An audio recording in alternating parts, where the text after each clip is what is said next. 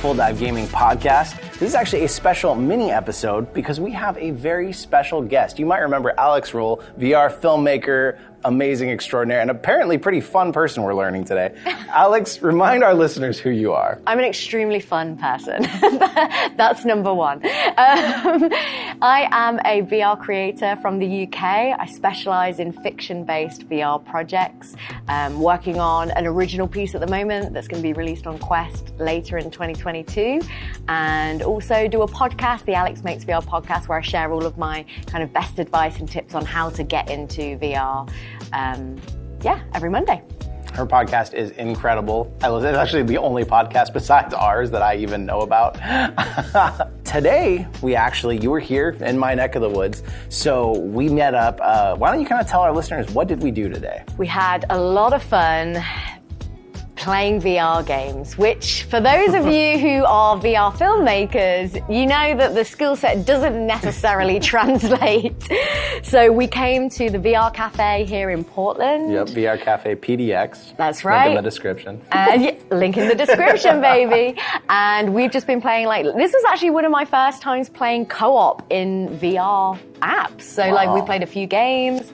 We had a great time exploring kind of some of the different, multiplayer games, right? Yeah, we were cooking competitively.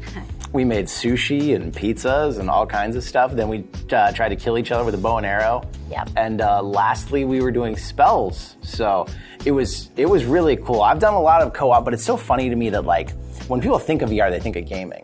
So it's really intriguing that you, who works in the VR industry, you're so heavy in the filmmaking and that side, you don't really get to game ever. Nope. So this was a totally new thing for you. What was your favorite experience of the three? Oh wait, we also played something like Beat Saber.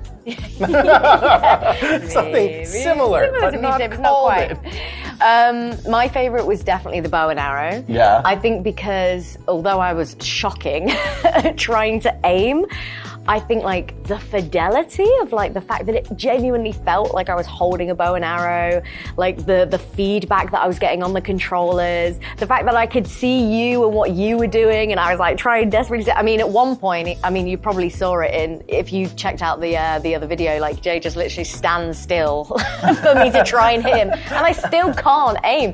But I feel just something, that's what I think VR does really well. If you can build a world where you genuinely lose yourself in that world and you think, I totally believe right now that I'm Katniss Everdeen with my bow and arrow. That was by far my favorite. It was all fun, but that was definitely my highlight. What about you? What was your favorite? I think so. Elven Assassin is the name of the game we were playing, which was really fun.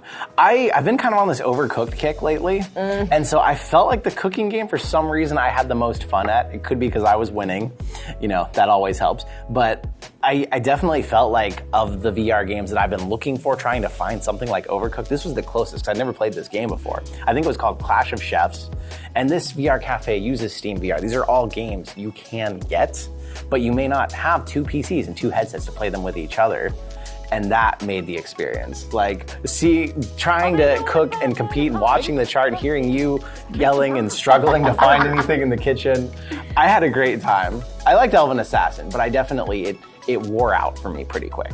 It was fun, and then it was okay, we're just shooting arrows 10, 15 minutes in it, and I was okay, this doesn't have the legs, but I feel I could play that cooking game every Friday night with friends when they come over. And it would be really fun if there was a mode similar to Overcooked where it's we have to do it together. Yeah. So you're for God's sake, pass me the pizza bread. And I'm which one's the pizza bread? So much fun. So good. Yeah, that's an untapped market someone needs to do, because there's a few games that have tried it. I actually played one with Nat this week called the Diner Duo, and one person's basically doing the cooking we were doing, and the other person's the server on the flat screen with a controller, and they're picking up your food and trying to tell you the orders, and see, that to me, that is interesting, because that's where you start to, we all talk about the tipping point for VR, right? At the moment, we are nowhere close to, we've seen more and more people adopt VR, as in they bought the Quest 2 and people are excited about it. But there aren't that many experiences apart from alt space, VR chat, those kind of things where you can kind of go in and just be in the same place.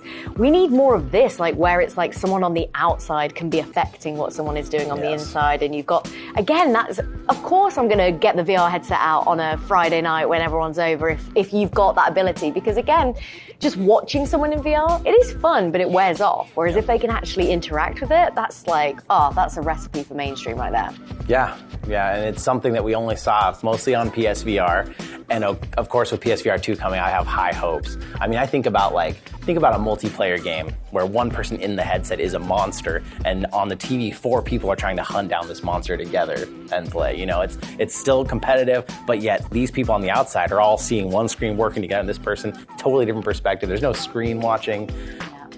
Things like that get me excited and hopeful. VR Cafe PDX, they let us come up here, so I just want to give them a quick shout out. Thank you. We came up here, we got to play all these games for free and hang out with the staff. It was really cool. Alex, people are going to hear your amazing voice and how fun you are and all these great things we've done today.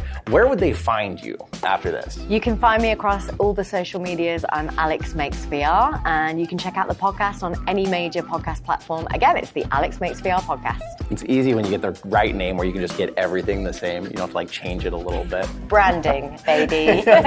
You know what you're doing. Well, thank you so much, Alex, for hanging out today. Thank you for having me today. Yeah, it was an absolute blast. And we'll keep you updated on what Alex is doing. And we want to say thank you to all of our listeners. If you haven't joined the Discord, come hang out. I think Alex is in there. I know she's pretty busy, so she might be hard to find. I think she's in there somewhere. I am. So come join the Discord. Lurking, just watching. Yeah. like just overwatching, not really getting involved, but just seeing what's happening. God's eye view. Exactly. So hey, thank you for coming out. And if you're going to get into VR, just dive on in.